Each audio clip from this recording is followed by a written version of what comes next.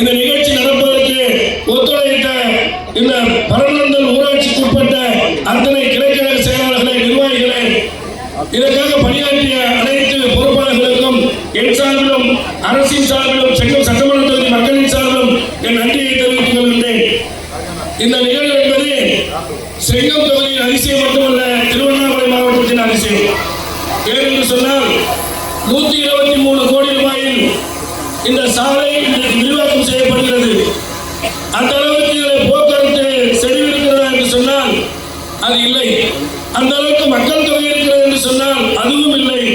ஆனால் 8000 மக்கள் மட்டுமே வாழ்கின்ற எங்கள் பகுதி மக்களுக்கு 123 கோடி ரூபாய் நிதியை ஒதுக்கி அவர்களின் வாழ்வாதாரத்தை உயர்த்துவதற்காக இந்த வருகை தந்திருக்கின்ற மாண்புமிகு ஐயா அவர்களுக்கு எங்கள் தொகுதி மக்களின் சார்பாக, ஜவாது மலை மக்களின் சார்பாக கோடான கோடி நன்றியை நேரத்தில் தெரிவித்துக் கொள்கின்றேன்.